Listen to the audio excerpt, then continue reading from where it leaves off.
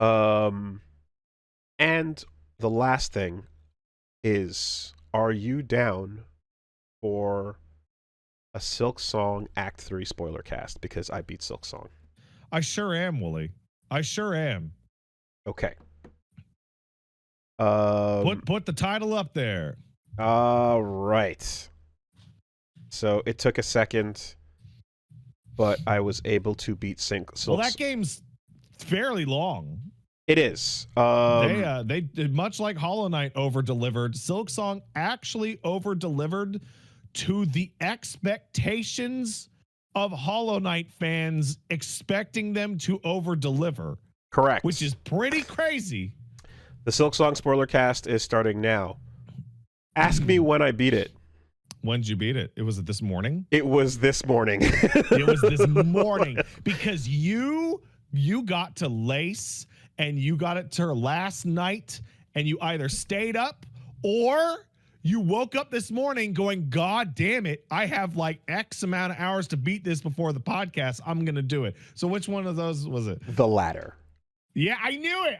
I got there and I would have done the same thing. I got there and I was like, motherfucker, I'm right here. This is the finish line. You are standing on the finish line. On it. You know? And got there. So yes, Act 3 of this game. So we pretty much talked about Acts 1 and 2 in pretty solidly at length. They're excellent.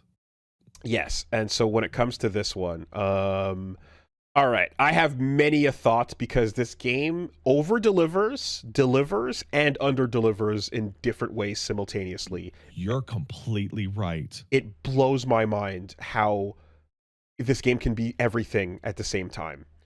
So Act 3, I have a short statement that I think will go right into the start of your feelings. Act 3's existence is crazy, and there was way more unique stuff in it than I would have expected. It is way, way easier on you than I wanted it to be. It sets up an expectation early where they're going to block off areas and force you to reroute your way through the game, and then they give you fast travel immediately. And I want to believe it's because they originally didn't give it to you that fast and then went, this is annoying. And I 100% agree that's what it was. I bet you, right? It feels like getting the fast travel back again right away feels like a patch to like user feedback when the game came out, but before it came out. Because like it feels like people were like, I can't believe you want me to redo the whole game with all these new paths just to get to Lace. That's it. Whatever. That's it exactly, right? And so because the truth is that like the highs are so fucking high, and the lows are low, but this game, when it gets annoying, I talked about this a bit with Great Growl and like the run up to that in Act 2 and stuff. It does stuff where there are moments where I feel that the design gets obnoxious. Yeah. And I can I'll elaborate on some of those, but to start with some of those highs, right off the bat, okay, go get the hearts, right? This is the new goal. And I'm like, okay, I hope that what we have here are fights that are right up until this point. The Lost Sinner was my favorite thing, and I'm like, if we can get like a bunch of fucking sick shit like that, this is gonna be the best, right? And where did I go? Okay, so one of the things that happens in the fight right off the bat was the Pinstress mission pops up. Yeah. And then that's like, the Pinstress wants to fight you. And after a big build up throughout the game, let's go have this moment on the mountaintop, Mount Faye. You get up there. Get all the way back up there, fucker. She's fucking dead. Oh no. And then some people walked away and went, what the fuck? She's actually dead. You hit her, she gets back up. Hey, let's fight. Right. Little fake out moment. That was wild though, because I went, oh. Yeah. When I got there. You fight her. It's super underwhelming. Yep. That fight did not at all live up to the fucking hype of in the hut dueling with her.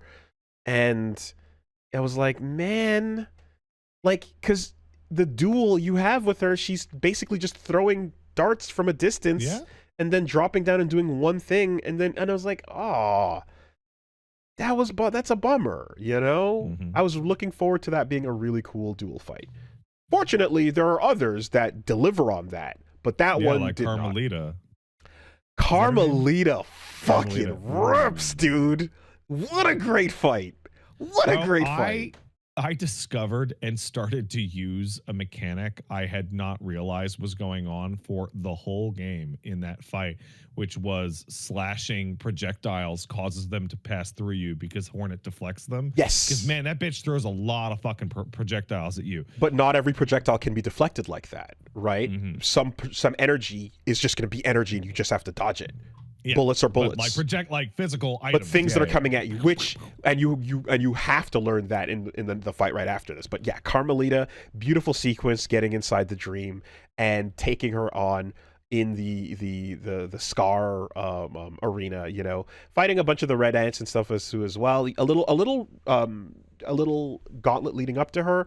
Very, very doable. Not that big a deal. Ultimately, fine for just building up your resources and going. But the actual fight with her is great. It's excellent. It's incredible. You know, and you're getting all of that juice flowing where you're like, okay, like Lost Sinner, right? Flow state.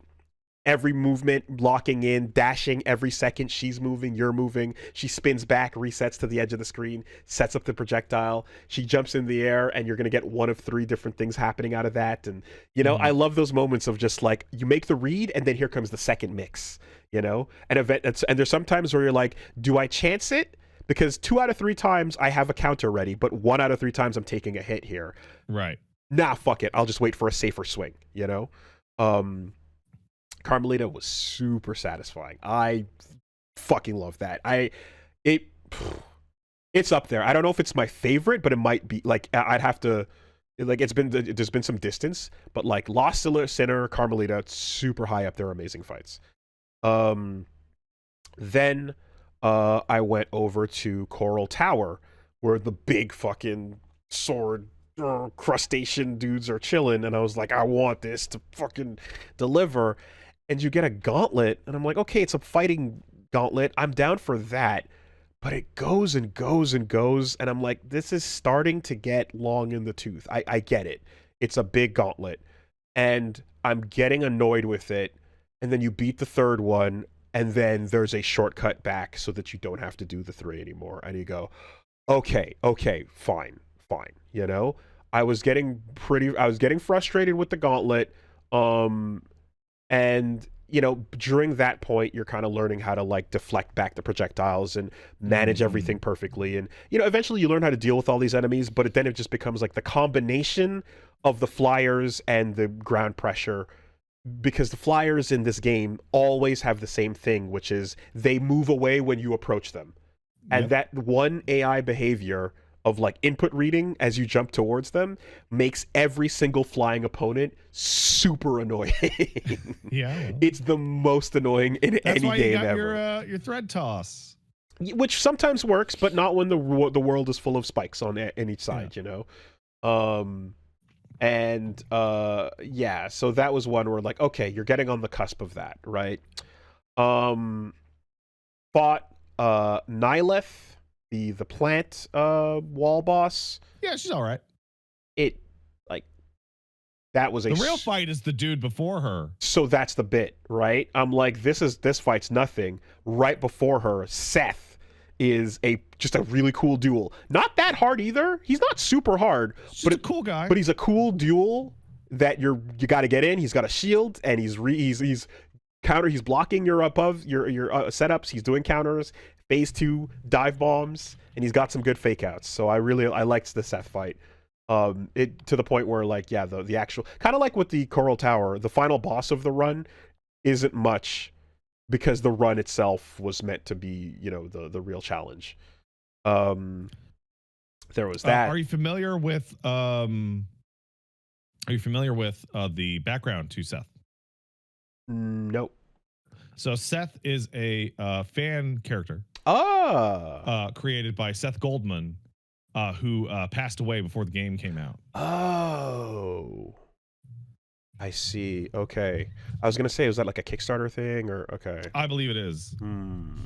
Damn. Okay, well that's awesome. Good stuff. I hit a point around this time where, especially looking at like how long this act was going and how I thought it was shorter, but then it started just throwing missions in, where it's like, okay, I'm just jumping online now. There's stuff here. There's a specific moment. There's a boss fight I didn't do in that act. There's two. There's two boss fights I didn't do with that act. Okay. Because there's the exact moment I remember being like, I'm rolling my eyes, fuck this is ridiculous, was I was getting the fleas, because you need to get all the fleas to get your big upgrade for, you know, your pale oil. And one of the fleas is off in this location where you're just like, what is even, you're in the wrong area, you're in the wrong room, nothing makes sense. Wisp fucking thicket. Yeah. So, do you remember where Wisp thicket was? Sure does. It's at the top of the city, yeah. That's where I'm like, this is obnoxious. That one's really hidden. This is obnoxious. It's silly, and we're revisiting this conversation, I guess. So like, I don't want to do the same conversation we've had every time. But you go, all right. Either you go, this is a game where community is a part of this, or you can make a game where you make secrets that'll be there for decades, right? If you're meant to find it on your own, it'll be there for years. Or this is going to be a game that's discussed online, so we're going to uncover everything. Personally, I don't have a problem with a game that decides to have to have secrets in it and things that last for years and you come back to it later. I think the fact that Punch-Out has a special punch that people a special tell that people discovered fucking 20 to 30 years later is crazy, and that's a really cool piece of video game trivia. I think that secrets and things like that should be Easter eggs and should ideally not be like really regrettable FOMO content, you know? Okay, so I have two takes on this. One of the only times I can think of that streaming this game in its entirety will actually helped dramatically, because as I'm about to leave a zone, people are like, you might want to go back and get the flea there. Fuck. I'd be like, oh, okay. Fuck. So my actual flea searching scenario was quite low by the end of the game. The second of which, and I think this is actually very important for me, Woolie, you don't have to get the 100% mark on your Silksong save file. You never do. Right? Yeah. And I didn't. Like, you don't actually have to do that. I did, because I wanted to. You did. Okay. I did not. And I was actually really disappointed that like the bosses in Act 3 do not count for 100%. It's all completion of... It's all items on Hornet. Yeah. Okay. Yeah, so I remembered so with Wisp Thicket, I started to remember how I was feeling towards the end of Hollow Knight. And I started to remember feeling like the feeling of the overstayed welcome that kind of starts to bother me, where I'm like, I'm enjoying this, but like I really like, okay, I'm about good to go here. And you don't have to do things. It's optional. Absolutely. There's a feeling of stuff that's like, you don't want to miss rad, cool shit that's the best fights in the game and the best moments in the game, the best things in the game. You do want, you are okay with missing stuff that's flavor, that's, you know, extra. Sometimes things like, so Seth, for example, I learned after the fact that after you beat him, he doesn't die, right? No. He falls in the water, and then apparently he's wandering. Yeah, you mean Act 3. I never met him again because I just went to the end after that. Yeah. Right. But that's things where I'm like, oh, that's super cool. You can wander around and find that kind of encounter, you know, or things like that, or like yeah, the ability to get unique dialogue. You need, you know, things where you use the dream nail to kind of find extra pieces of lore off of people, off of corpses, and things like that. These are all acceptable things where you can be like, yeah, I'm not gonna go get all the lines of dialogue from everybody by playing music in every room, but I'm really happy to know that's there, and I could go do that, right? But just straight up, like, a whole zone is fucking off screen here in this bullshit you would never look for at corner. Yeah, but you don't have to see it. Right. So this is where I'm grading this is okay to miss, and I don't feel bad about beating the game missing it, and this feels bad about beating the game missing it. So it's really tough because approach the credits. This line is different for everyone. Right. right? So I spoke to somebody at length about this, who will remain nameless because I don't want to blow up their shit. And they got to Act 3 and they were miserable because they were struggling through Act 2, and they got to Act 3 and they were running into this problem where they could. I can't stand this. When I start talking about somebody and I go, so and so will rename nameless, and people start to try and guess the person I'm talking about, and they're always wrong. They're literally always wrong, like 100% of the time. It's infuriating. But they were struggling, and they asked me for advice about, like, okay, so how do I beat this? I'm like, oh, well, luckily you only have to kill 3 of 4 possible bosses. But yeah, they're pretty fucking tough. They're crazy strong, and they were kind of miserable about it because they were like, I just want to beat the game and be done. And I'm like, well, you could have just beaten Act 2 and gotten the normal ending and called it away. there. Yes.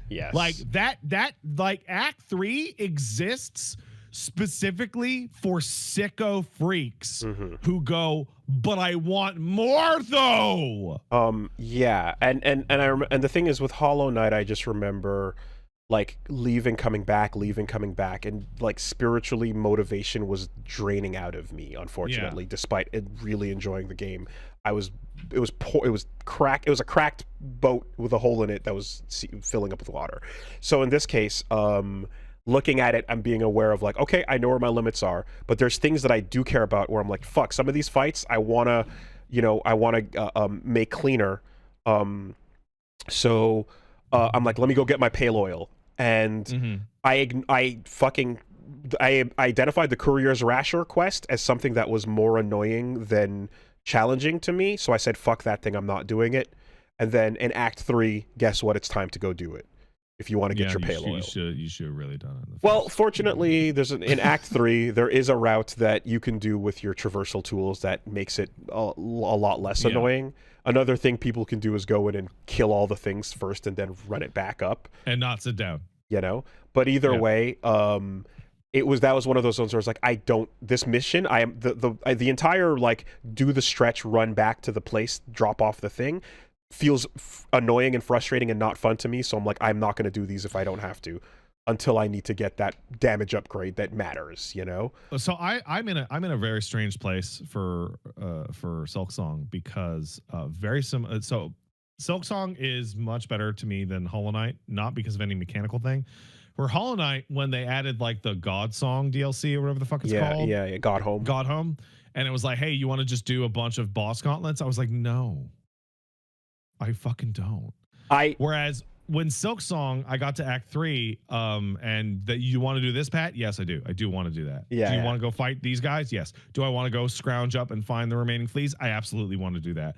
And my trip through Silksong is 100% on camera, and I am in a flow state from second 1 to the credits. Like it absolutely perfectly matched everything I had to give it and everything it had to give back. It was ideal. Okay. And as a result, I'm like, I came to the conclusion of that game is probably too hard and too obtuse, because if a guy like me who is obsessed with video games and streams video games 5 days, 6 days a week as a career, is it the only type of person that's in a perfect flow state for the whole thing, then that means like 99% of people are not in a perfect flow state for most of the game. In fact, they're probably highly frustrated or miss tons of stuff. Or So I'm going to say, like, right off the bat, if I were to be walking out of an area and someone be like, yo, actually go hit that wall,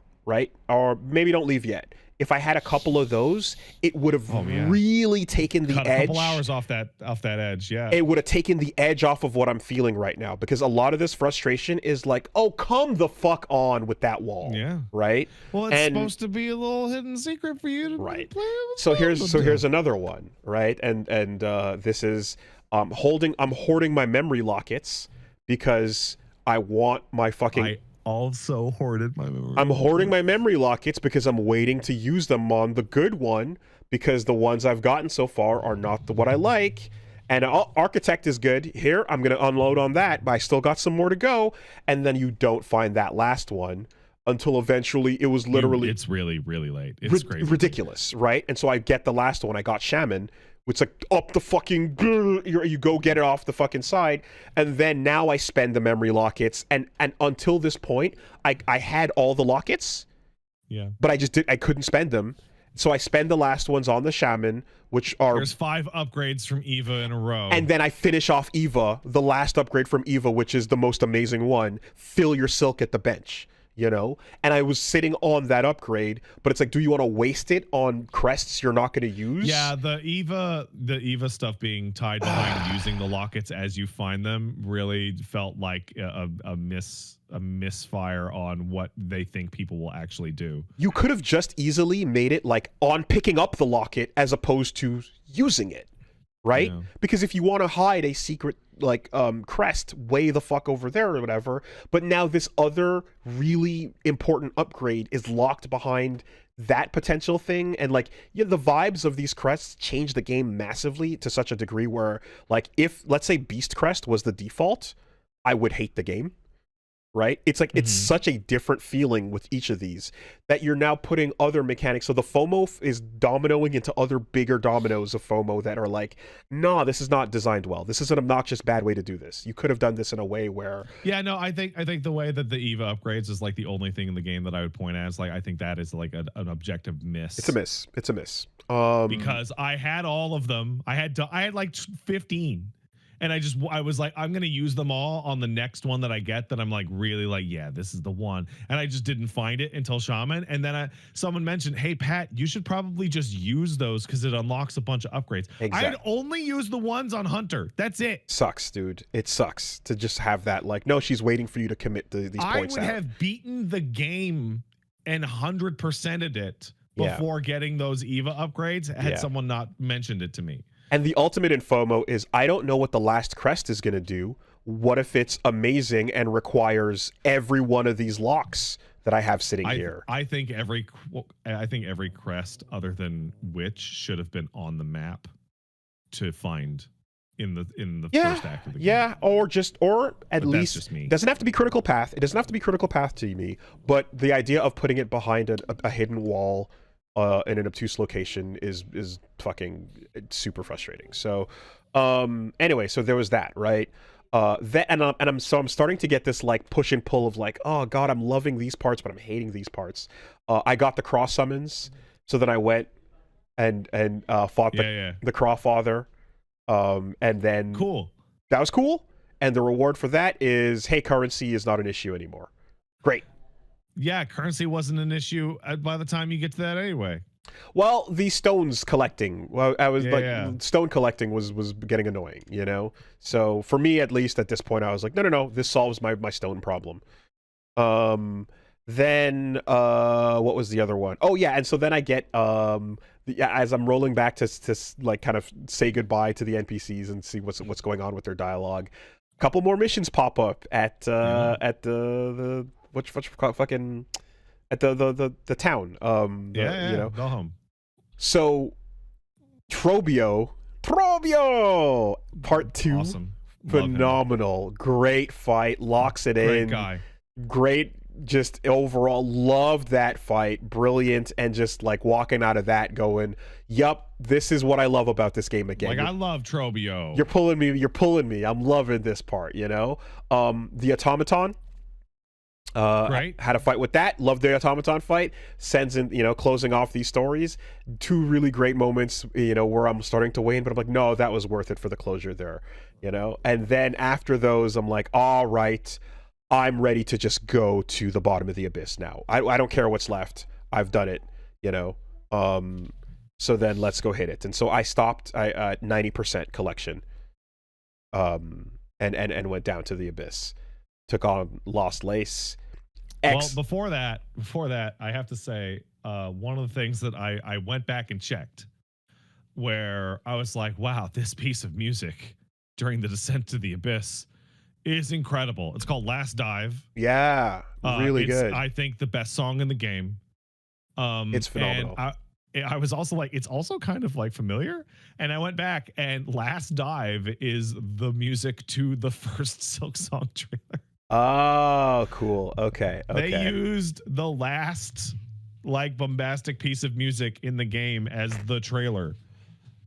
Phenomenal. I did Green Prince already. I talked about that last time I talked about Silksong. Cool. So I got 4 hearts, and I was like, oh, there's 4. Interesting. Yeah. Just in case you wanted to skip one of the suggested bosses. Loved that. Just to recap, thought that was an excellent sequence, lore wise. Then all this plot now jumping into the end of of the game, and you're going through the memories. Yeah, it's pretty cool stuff. It's interesting to see, some of these connections, and like, okay, these are the 3 queens, that Hornet learns from, and Lost Lace is just a strong finish, Oh yeah, great flow state boss fight, just clean fucking fight. Clean duel with a little bit of bullshit, clean duel with a whole lot of bullshit, and you have to eventually turn your brain off to the bullshit and just focus on where she's gonna be. So the idea, it feels so good. It's so good, and here's why: because as they got more complicated in each phase, it felt like you're having a 1v1 clean duel, but the world is exploding around you, and the cliff sides are collapsing, and you have to not get caught up in it because you're fighting this person. And her muck and her abyss and her void are all environmental bullshit, but behind it, it's still a clean duel. I loved that aspect of it so much.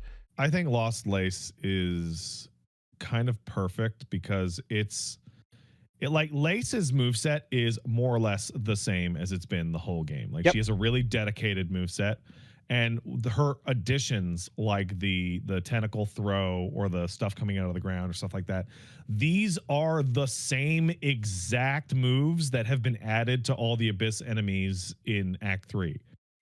None of them are brand new. The bullets, it's actually the flail, 2 things that you've seen the buzzsaws just mashed together. Yes, it's with the void corruption, absolutely.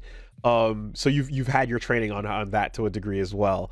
It reminds me, there's a moment in the original Trigun where Vash is having a standoff with Brilliant Dynamite's Neon, and he flips the coin up, and they're gonna draw when the coin hits the ground, and a bunch of cliffside rocks fall onto the deck and explode everywhere, but the coin doesn't hit, so they don't move yet. And it's a bit like that, where it's like, okay, the ground is exploding into all this Avoid Abyss attack that you've seen before, and none of that matters because behind it, she's stingering at you. That's what you got to look out for. Yeah.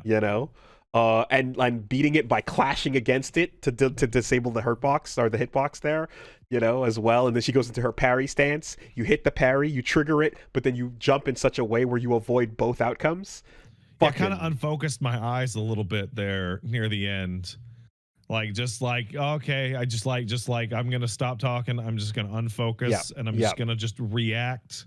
Gonna try and not overthink it. Just looking at her, just focused on her. Just dodge everything and then throw hits in. And I did it with Shaman, which gives you 3 of the Silk spells, skills, which really fucking helps. But you have to ground heal, right? No air healing. Yeah.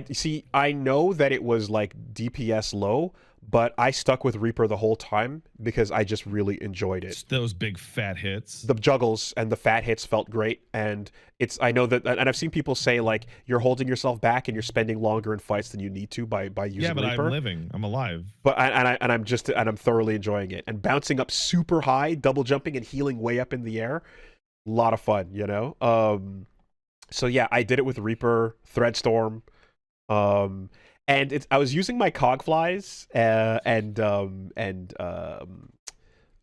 ground spikes for a while there until I ran out, and then I was like, "Fuck this!" and I put the down drill on, and then so that was the move. I basically was like, "Okay, let me bring the drill out," and reserved bind, multi bind, all that stuff, dice, etc., and just it's a great finish into a super jump out of the abyss. Loved it. I'm so glad that I I was using Architect here and there, and I had the poison cog fly like thumbtack shit going on. Yeah. And I was like, I do not want to fucking fight the last boss with this bullshit because I know exactly what's going to happen. I'm gonna get good at the first phase, and then I'm gonna turn all this shit on for the second phase, and the boss is just gonna die, and I'm gonna rob myself of this cool ass fight, which is why I switched to Shaman for it. So I found that I started whenever I did that, whenever it get to the next phase or the last phase, and I would start putting all the cog flies out and filling the screen up with bullshit. All the damage would start going, but I would not be paying attention to the phase enough. Yeah. My attention would get too divided, and it actually started making me play worse. Ah, okay. So keeping it pure and with the tools allowed me to focus more on, because then I would start going for hits, because now I'm like, it's DPS time. It doesn't matter. I'm taking damage. Get in there. Go, go, go, go, go. But when you're not doing that, you're like, no, not yet. No. There's your hit. All right, back off. Wait, how many of the? No, you can't go yet. Okay, now, right? And you learn to eliminate all the opportunities that are like potential fuck ups and only go for the sure shots. You know, little nice nod there at the end too as well, where as you make your jump out, you almost make it, and then it's not enough. The void is catching up, and then shit, your little buddy's here to give you an assist. Little ghost. Doing a little, hey, thanks, bud. Little, appreciate it. And then out you go. Yeah, that was nice. And for a character that like talks back to everyone talking to them, I just have to say that like I immensely enjoy this type of experience than having a silent insert your own dialogue type character. I much prefer a Hornet who's like, that's not me, but I love finding out more about Hornet, who has her own responses to things. And Pushanka! Yeah, Hornet's weird. Yeah, Hornet's a strange little freak. She's down to fight and waste time as long as she can claim that it's to best her skills. We can play your stupid little mini game festival, but only because it'll sharpen my skills as the world is ending. Yeah. It just makes me want to continue to take any setting with any main character who looks like they're relatable, Robbie Robertson, man, as we just said, and then make the other person controllable. Make the person who's not looking like a regular guy. Make the one with the weird silhouette the one that you're following. Yeah. Great game. Just so let me ask you, Woolie. Now that you've played this great game and you felt like, oh man, there's too much, but also not enough. Are you excited for the Sea of Sorrow DLC, which includes parts of the game that got cut and you can see in the game's original reveal trailer? That fucking water trailer DLC shit can kick rocks. I'll get there when I get there.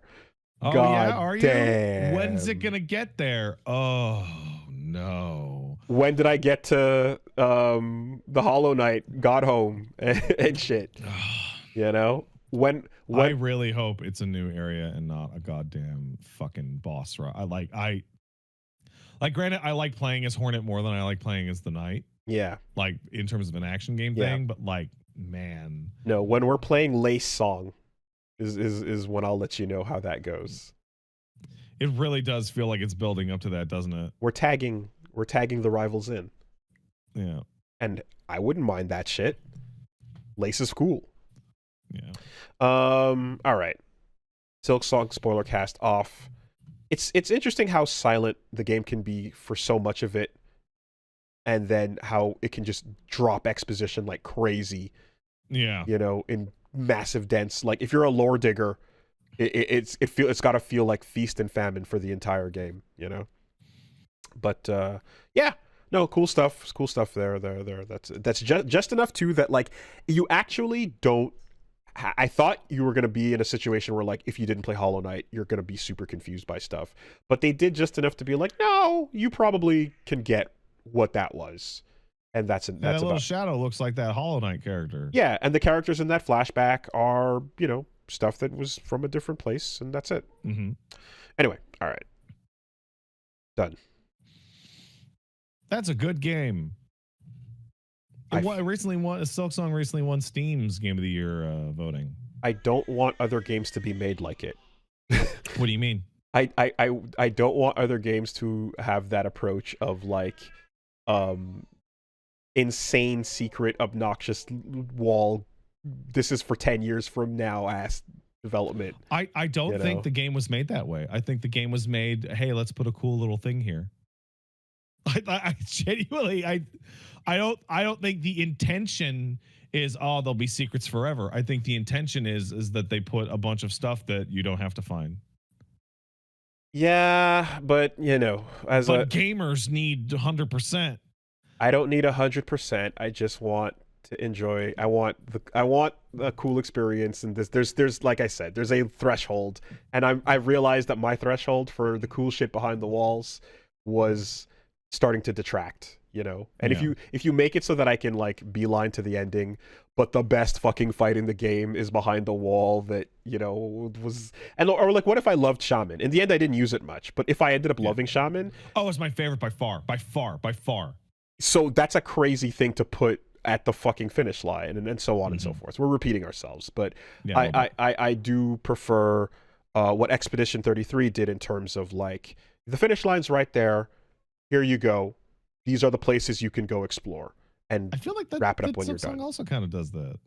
But this would be as if SKA had to stop at certain parts of the ocean that had no indicator of something being there, and then like go down and pull out. I get what you mean. Pull out a secret map. All right. Personally, I thought that was the perfect game I had played that year for me.